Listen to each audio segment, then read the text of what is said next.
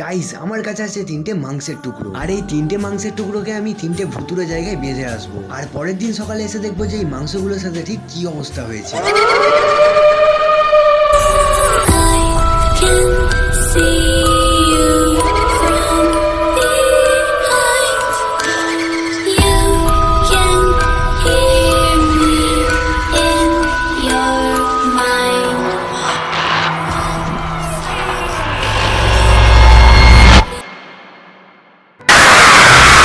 Guys ভয় খাওয়ানোর জন্য সরি, কিন্তু এই দেখো আমি 3টে মাংসের টুকরো কিন্তু অলরেডি ঘর থেকে বেঁধে নিয়ে এসেছি, আর এর মধ্যে একটা মাংসের টুকরো আমি বাঁধতে চলে এলাম একটা ভয়ঙ্কর জায়গা। এই জায়গাটাকে ভয়ঙ্কর বলার কারণ হচ্ছে বহু বছর আগে এই জায়গাটা কবরস্থান ছিল, তবে এখন কিন্তু আর নেই, তাই কেউ উল্টোপাল্টা কমেন্ট করবে না। যাই হোক, একটা ভাঙা গাছের মধ্যে এই মাংসের টুকরোটাকে বেঁধে দিলাম, আর আমাদের পরের লোকেশন ছিল মাঠের মাঝখানে, যেটা ছিল একটা ভাঙা ভুতুরে ঘর। আর গাইস লিটারালি বলছি, তোমরা বিশ্বাস করো আর না করো, এই জায়গাটা সত্যি একটা সিরিয়াস জায়গা, আর সত্যি এই ভিডিওটা আমি অনেক রিস্ক নিয়ে বানিয়েছি। যাই হোক, প্রথমে তো আমি ভেবেছিলাম যে ঘরের ভেতরে মাংসের টুকরোটা বাঁধবো, কিন্তু ভেতরে তো দেখি এক গাদা সাপের জামা প্যান্ট পরে আছে, মানে খোলসের কথা বলছি। আর দেখো, আমার ভূতের ভয়টা না থাকলেও কিন্তু সাপের ভয়টা খাতারনাক লেভেলের লাগে, তাই আমি এই মাংসের টুকরোটা ঘরের পেছনের একটা খেজুর গাছে বেঁধে দিলাম। আর এর পরের লোকেশনে আমরা এসেছিলাম একটা খুবই পুরনো অভিশাপ্ত গাছের কাছে, আর এই গাছটাকে অভিশাপ্ত বলার পেছনে একটা খুবই বড় কারণ আছে, আর কারণটা না হয় তোমাদেরকে একটা অন্য ভিডিওতে বলবো। আর গাইজ আমার সব থেকে বেশি ভয় লেগেছে ভাই এই জায়গা, আর জায়গাটা যেহেতু একদমই ফাঁকা জায়গায়, তাই তাড়াতাড়ি করে আমি মাংসের টুকরোটা গাছের মধ্যে বেঁধে দিলাম। আর এরপরে আমি পরের দিন সকালে আসবো আর দেখবো যে এই 3টে মাংসের টুকরোর অবস্থা কি হয়েছে। আর নেক্সট পার্ট দেখার জন্য অবশ্যই সাবস্ক্রাইব করে রাখুন।